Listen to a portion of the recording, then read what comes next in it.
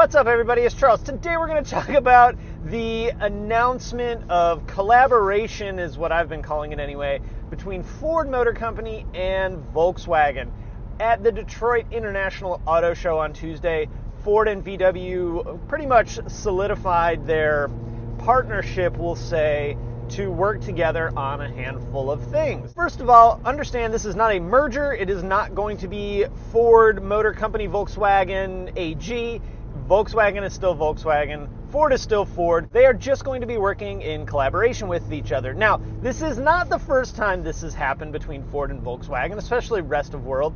There's Fords running around with VR6 engines from Volkswagen. So before all the enthusiasts get all upset about it, this is not the first time. Now, I've read pretty much every bit of information I could find about this partnership, and all the information they seem to be giving on both sides, both from Ford and Volkswagen, is pretty vague. It all seems to revolve mostly around trucks, at least at this point, medium-duty trucks, and commercial vehicles. So think of the Caddy vans or the Ford Transits. Those are the kind of vans they're talking about. And what they're talking about is Ford building a truck for VW, and VW building a transporter, Caddy, Ford Transit for Ford, which all seems really cool. And there's been a lot of chatter, especially in the US, that Volkswagen and Ford are going to team up and build a VW truck for US market built on the Ranger platform, which all may happen. The interesting thing that I'm finding, though, in all this information is this is called a global partnership. So nowhere have I been able to find in writing or even like a recording of someone talking in an official capacity that VW and Ford are going to team up for trucks in the United States.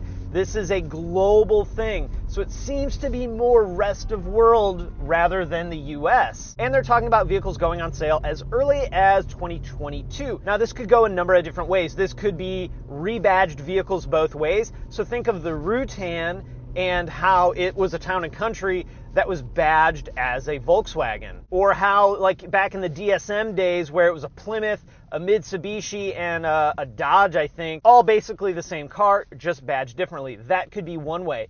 It's also probably going to be a share of technology. So you may see sort of like the Chrysler-Mercedes conglomeration where there's shared technology across the platform. The other interesting thing that happened is that VW and Ford signed, it's like a memorandum of something.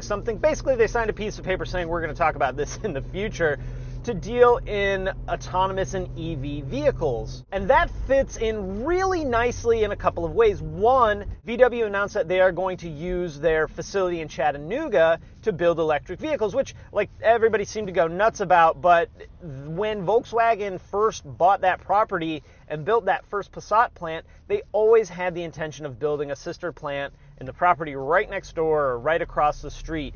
Now, maybe their intention at the time wasn't building electric vehicles, but that was always the plan, that they were going to build a second plant right there in Chattanooga, which is great for the city of Chattanooga.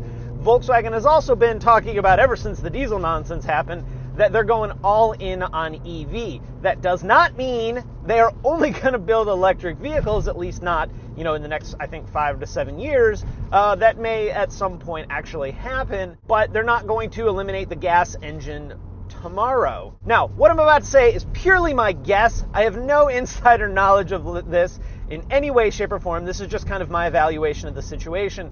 Is this collab is going to mean VW and Ford building similar trucks, and of course transit vehicles, Ford Transit, Caddy vans, that they're going to share technologies on and share. It may, again, even be just the same vehicle badged two different ways in rest of world.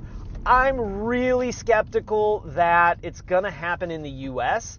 It's a no-brainer in a lot of ways to do a small truck, a light-duty truck like the Ranger, but nowhere have they said anything about light trucks or small trucks. It's always been medium-duty vehicles and transit-style cars. So I don't think we're going to see a ton in the US, which is kind of a bummer because I really would like to have a Volkswagen truck.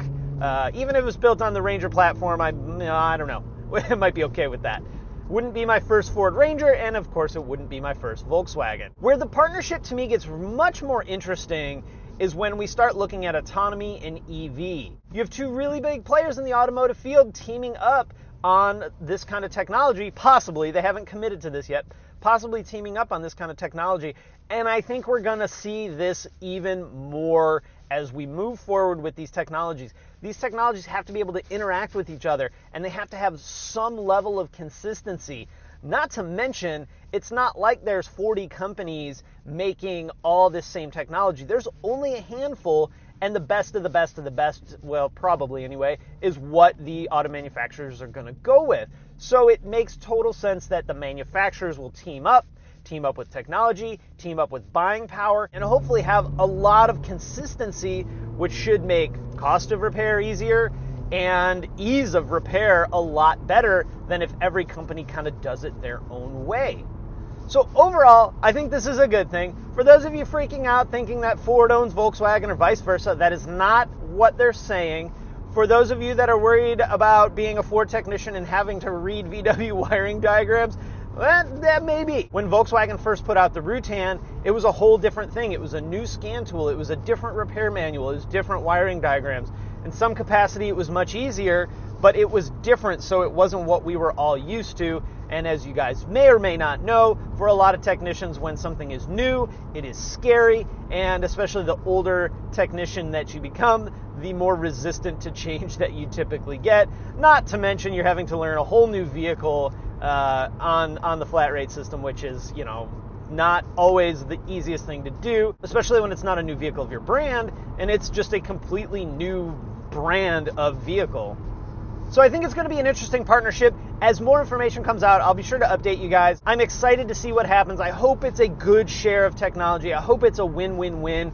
I hope customers get the vehicles they want, and technicians, have one more vehicle on the road to fix. I will say though, a VW truck in the US built on the Ford platform with a 6-year, 72,000 mile warranty is pretty darn appealing, especially if they could get that price point, 25 to 30 grand, pretty well equipped with a good engine and good power, good towing capability and whatnot. So there's a lot of misinformation out there, guys. I just want to make sure you don't freak out about it. It's not nearly as big of a deal as a lot of outlets are making it seem like.